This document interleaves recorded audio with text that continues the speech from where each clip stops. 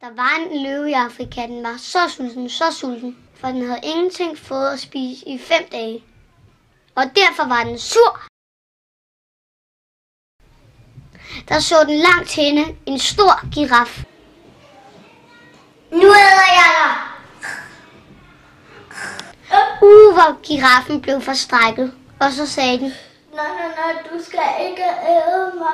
Jeg smager ikke godt. Du skulle hellere spise blade. Det smager meget dejligere. Jeg skal prøve det, men hvis det ikke smager godt, så æder jeg dig.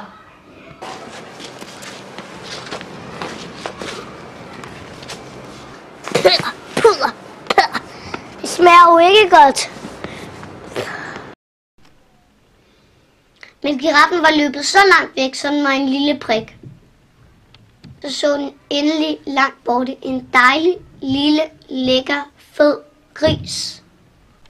Og den listede sig så forsigtigt ind bag på den, så grisen ikke stod opdage den og gemme sig. Og da den kom helt hen til den lille gris, så råbte den pludselig, nu æder jeg dig! Hvor blev den bange, den lille gris. Du må ikke æde mig. Jeg smager slet ikke godt. Du skulle hellere tage noget græs. Det smager meget bedre.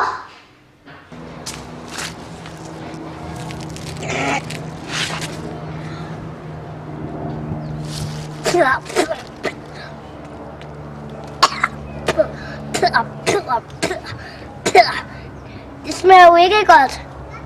Nu æder jeg dig, dit lille svin. Råbte løven, mens grisen havde gemt sig bag en sten.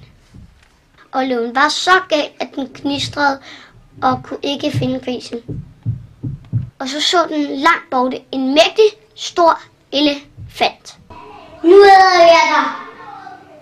Nej, var elefanten grinede. Vil du æde mig? Ja, nu æder jeg dig. Det er sjovt. Så skal der så flyve til. Og så tog den løven i snablen.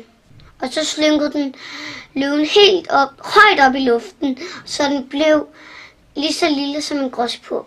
Og så ramte den jorden. Nå, vil du så have mere elefant? Nej, ikke mere. Nå, så kan du også godt. Farvel, sagde elefanten og truttede med sin snabel.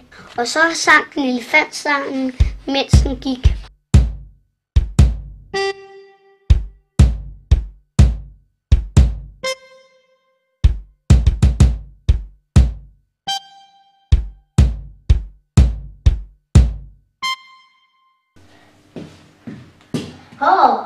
Hvad er det?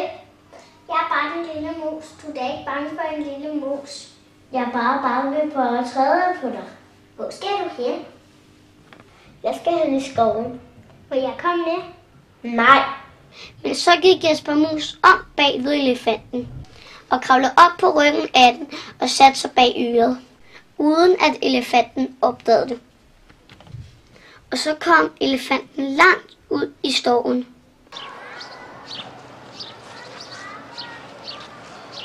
Det var der vokset store æbler, pærer og blommer, appelsiner, citroner, bananer, fine dadler og ferskner, aprikoser og jordbær, stikkelsbær og rips. Og så fik den lille mus travlt. Den for rundt og smagte på det hele. Så da den sad op i appelsintræet og klædede sig, opdagede elefanten den pludselig. Hov, hvad er det for en lille tyk fyr? Hvad? Hvordan er du kommet her? Du har spist for meget. Hvad har du spist? Det skal vi snart klare.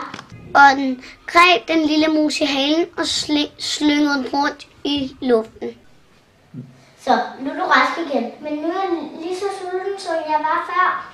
Så kan du få en banan, og så kan du altid godt. Farvel. Så mødte den pludselig et lille, mærkeligt dyr med mange ben. Goddag, du er vist en af de søde små akanakker. Nej, du er din gamle pjatter, jeg er ikke nogen akanak. Jeg hedder Jens, og jeg er bare en uartig pissemyr. Jeg er ikke spor sød, det siger min mor selv, og jeg vil teste lige med på næsen, så det plasker. Din gamle ged, Jeg er ikke en gammel ged. Jeg er bare en lille Jesper Mus. Nej, du er din lamme fedt.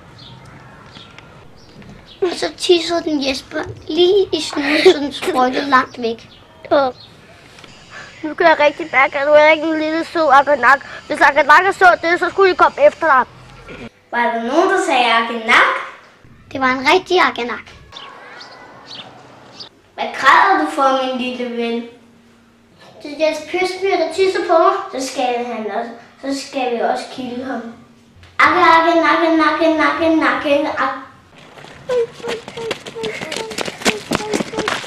Jeg kunne tro, han blev kanøflet i alle ender og kanter. Men da den var kommet så langt væk, at de kunne nå den, råbte den bare. Dumme svin. Dumme svin.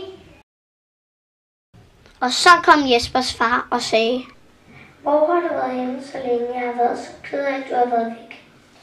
Jamen, nu er jeg her jo, så vi må ikke være ked af det mere. Nej, det var dejligt. og så var de begge to glade.